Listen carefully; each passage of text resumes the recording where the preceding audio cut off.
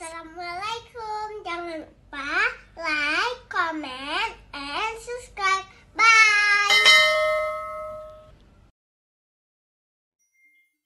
Bismillahirrahmanirrahim. Assalamualaikum warahmatullahi wabarakatuh. Alhamdulillahi rabbil alamin. Wassalatu wassalamu ala ashrafil anbiya'i wal mursalin wa ala alihi wa ashabihi ajma'in. Raditu billahi rabba wa bil islami dina wa bi muhammadin nabiyya wa rasula. Rabbi shrah li sadri wa yassir li amri wahlul 'uqdatam min lisani yafqahu qawli. Allahumma ja'al jam'ana hadha jam'an marhuma wa tafarruqana min ba'dihi tafarruqan ma'suma. Kaum muslimin dan muslimat sidang jamaah subuh yang dirahmati Allah. Surah Yusuf itu kalau kita lihat berbeda dengan surah yang lain. Di awalnya saja Allah sudah mengatakan A'udzu billahi minasyaitonir rajim. Bismillahirrahmanirrahim. Nahnu naqussu 'alaika ahsanal qasas. Kami menceritakan kepadamu ya Muhammad cerita terbaik. Pertanyaannya, apakah dalam Al-Qur'an yang lain bukan cerita terbaik? Ya, nampak. Apakah surah Al-Baqarah bukan cerita terbaik? Kenapa ini ahsanal qasas? Kenapa cerita terbaik kata Allah? Imam Fakhrur Razi di dalam tafsir beliau mengatakan ahsanal qasas atba'u qasasiyah, kata beliau. Ceritanya perlu ditiru. Ada beberapa poin di dalam surah Yusuf yang perlu kita tiru. Maka beliau mengatakan atba' qasasiyah. Jadi ada beberapa hal yang perlu kita contoh. Satu. Ini kita salah satunya saja. Kalau semuanya nanti panjang sekali waktunya. Kita ambil hanya berapa poin saja. Yang pertama, bagaimana cara Nabi Yusuf, Nabi Yakub mendidik anak-anaknya, 12 orang anaknya. Kita selama ini mungkin salah paham terhadap Nabi Yakub. Kita mengatakan Nabi Yakub tidak adil sama anaknya. Hana adil. Kenapa tidak adil? Karena lebih cinta kepada Yusuf dibandingkan saudara-saudara yang lain.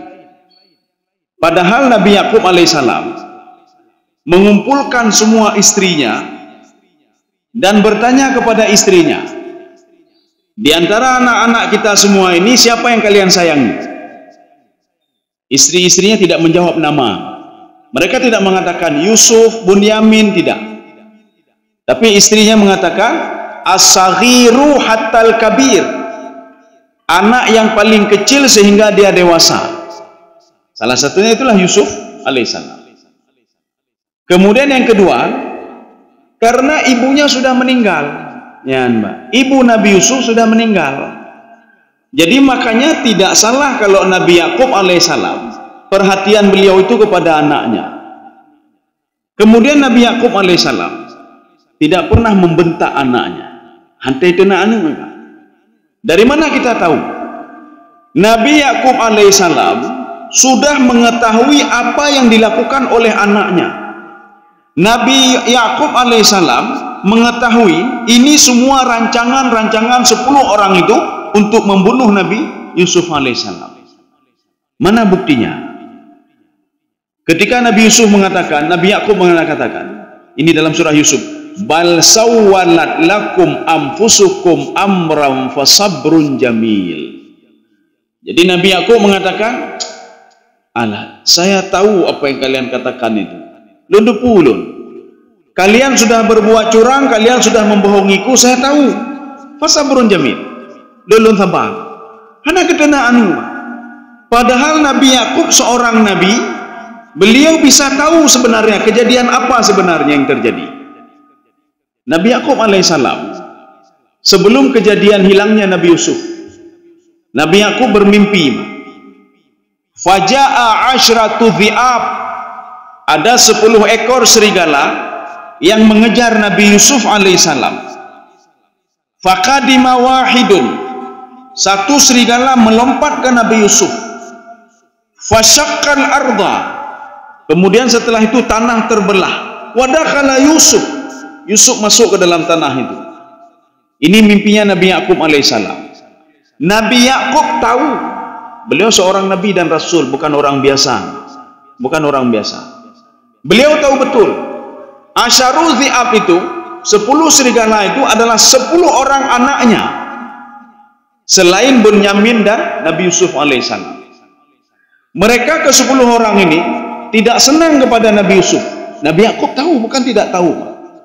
Makanya Nabi Yakub alaihissalam berpesan kepada anaknya Yusuf, la taksus ru'yaka ala ikhwati, jangan ceritakan kejadian mimpimu itu kepada saudaramu. Fayakiduna kaida, nanti mereka akan berbuat macam-macam nanti. Makanya dari 10 tadi serigala tadi, itulah anak-anaknya. Faqadimal wahid, satu ekor serigala melompat ke Yusuf. Rupanya Nabi Yusuf diselamatkan oleh tanah bumi ini. Fasyaqqal ard, bumi ini terbelah. Wadakhala Yusuf, Yusuf masuk ke dalam tanah itu. Ini tamsilan apa ini? Nabi Yakub tahu 10 anaknya itu ingin macam-macam dengan Nabi Yusuf. Kemudian satu ekor serigala yang melompat ke Nabi Yusuf itu adalah Rubel, yang paling tua, yang merancang pembunuhan terhadap Yusuf alaihissalam. Makanya Nabi Yakub tahu, kayak gitu pu yang kan anak gitu pu. Ya, beliau sudah tahu. Yang kedua, ketika mereka ini waja'u abahum isya'a yabkun, mereka itu menyusun strategi kalau Nabi Yusuf itu sudah dibunuh oleh serigala. Bagaimana caranya? Makanya Nabi Yusuf sebelum dimasukkan ke dalam sumur, bajunya sudah diambil. Makanya Nabi Yusuf di dalam sumur nggak ada baju. Selama 3 hari Nabi Yusuf di dalam sumur tidak ada baju. Fi ghayabatil jubbi, sebuah sumur yang jaraknya 4,8 km dari rumahnya, dan sumur itu kering yang biasa dilewati oleh para musafir. Diambil bajunya. Bagaimana caranya? Mereka ini mencari seekor damu syatid, darah kambing. Maka ithili darah kambing ini. Setelah itu waja'u abahum isya'a yabkun, mereka mulai menyusun strategi, kita menangis semua. Apakah Nabi Yakub tidak tahu? Kedepu Nabi Yakub kan anak kedepu. Nabi Yakub tahu. Di bawah ini buktinya. Bukti apa? Yusuf sudah dimakan oleh serigala. Apa kata Nabi Yakub alaihissalam? Ajaban hadza dzib, heran saya lihat serigala ini. Ya'kulu bni, dia makan anak saya, wala yumaziqu qamisahu, tapi lupa untuk merobek bajunya. Ya, mereka maka ketahuan kita, Pak. Ketahuan kenapa? Mereka lupa merobek baju Nabi Yusuf alaihissalam. Biasanya serigala kalau memakan seseorang, dia pasti merobek bajunya, nggak mungkin buka baju bele, buka baju. Bare buka baju merui baju, tidak. Itu puji na baju ya, yang jelas siapa saja ini oleh serigala dan bajunya pasti robek. Maka Nabi Yakub tahu ini strategi yang dibuat oleh mereka. Di dalam tafsir Al-Baghawi, waja'u bidhi'bin, mereka ini menyusun strategi dalam satu strategi lain lagi. Mereka mengambil serigala dan mengatakan, wahai ayahanda, serigala ini yang memakan Yusuf alaihissalam, nyo yang baju Yusuf. Dengan izin Allah Subhanahu wa taala, Nabi Yakub alaihissalam diberikan kemampuan al-malakah oleh Allah untuk bisa memahami bahasa zi'ub, bahasa serigala. Nabi Yakub bertanya, "A'akal tabni, kamu sudah makan anakku?" Ya, nembak. Apa dijawab oleh serigala itu? La a'rifu wajhabnak, la a'rifu wajhabnika. Saya tidak pernah mengenal wajah anakmu. Bagaimana saya bisa membunuhnya? Saya tidak pernah mengenal dia. Siapa itu Yusuf? Saya tidak pernah mengenal dia. Nabi Yakub bertanya lagi. Ini dalam tafsir Al-Baghawi. Kalau tidak, kenapa kamu di sini? Kenapa kamu di Madian? Ya, Mbak. Kenapa kamu di Madian? Dijawab oleh serigala itu, saya sedang mencari karabati, kerabat-kerabat saya. Kemudian saya ketemu dengan 10 orang anakmu, ditangkapnya saya dan dibawanya saya kemari. Saya tidak tahu apa-apa. Nabi Yakub gedepu, Mbak. Dia tahu anaknya macam-macam. Makanya Nabi Yakub gemau Nabi Yakub. Hana gedena anak, Mbak. Punya katanya apa ni nak tacok juga Mbak, tak tepot juga pengetlun, Mbak. Ya. Nabi Yakub tidak. Nabi Yakub membacut dan gekun ke anak, kalian pembohong, tidak, Mbak. Karena itu merupakan doa. Maka jika katanya baik tak kunci kana bib bodoh bangai dan beragana, Pak. Yang doa, Pak. Anak salah bacut salah anak. Cuma lihat kesalahan 10 saudara, kan besar kesalahannya, Pak. Katanya anak salah bacut. Tayu blonyo iblo lain, Pak. Atau lalai main HP, tak kena tu. Tak cok kaya tak tepot, Pak. Atau ada saja ada pegang, Pak. Bibi anak hanjuk ngu dah pegang, Pak. Bibi anjih anak. Coba lihat di dalam Al-Quran. Ada enggak keluar kata-kata dari Nabi Yakub alaihissalam? Anu hanjuk ngu, kata Nabi Yakub. Tidak. Kai pengetlun, tidak. Tapi apa kata Nabi Yakub? Bal sawwalat lakum anfusukum amran fasabrun jamil. Nya nawak drone kakilan tanggung gedo saya. Ya nampak. Lulun hamba mentang, lulun lapor ba Allah Subhanahu wa taala. Kagak depu Nabi Yakub. Mereka strategi mereka semuanya, Pak. Tapi tetap saja Nabi Yakub berdoa apa? Bal sawwalat lakum anfusukum amra fasabrun jamil. Kaum muslimin sidang jamaah yang dirahmati Allah. Maka Nabi Yakub kan terus menangis, Pak. Gemojo Nabi Yakub, Pak. Apa yang menyebabkan Nabi Yakub menangis? Apakah hilang Yusuf? Hilang Yusuf tidak seberapa. Karena Nabi Yakub yakin Yusuf tidak mati, Pak. Yakin, Pak. Nabi Yusuf alaihissalam tidak dimakan oleh serigala. Dari mana yakinnya? Dari mimpi tadi, Pak. Dari mana yakinnya? Dari mimpi Nabi Yusuf alaihissalam yang mengatakan kepada Yakub, inni ra'aitu ahada asyara kaukaba wasyamsa wal qamara ra'aituhum li sajidin. Wahai ayahanda, saya melihat ada 11 bintang. Nabi Yakub betul 11 bintang itu. Wasyamsa wal qamara, matahari dan bintang dan bulan sujud kepadaku. Getuso Nabi Yakub, Pak. Maknanya apa? Anakku ini punya masa depan. Anakku seorang nabi dan rasul. Dedepu, Pak. Bukan tidak tahu, Paknya. Makanya nangisnya Nabi Yakub alaihissalam bukan gara-gara Yusuf saja, tapi gara-gara pekaten anak yang diploh drawnya. Kenapa begitu tega dia menipu ayahnya? Kenapa begitu tega menyusun strategi sedemikian rupa sehingga mereka menyelap Nabi Yusuf alaihissalam? Melenyapkan Nabi Yusuf alaihissalam. Maka Nabi Yakub gemau bukan gara-gara hilang Yusuf saja, tetapi salah satunya tadi di anak pekan bitno bekatun anak lego nya Mbak. Tapi anak gekun ngan Mbak, anak gekun. Anak hanjeu anak gekun, Mbak. Sudah saya didik tapi masih juga seperti ini. Ini pelajaran yang pertama. Jadi artinya inilah yang Allah katakan, nahnu naqussu 'alaika ahsanal qasas. Ada hal yang perlu kita tiru dari cerita ini, ya. Salah satunya itu cara mendidik anak. Pakai bang gedidik. Maka kita sekarang sudah salah paham. Nabi Yakub alaihissalam sampai ketemu Yusuf sampai to kenyan matalah haji. Nabi Yusuf enggak ada ibunya, enggak ada lagi, Pak. Anak lain nama mendum. Mana mendum, Pak? Ayah apa dia selalu dekat sama ibu, tapi Yusuf kan tidak.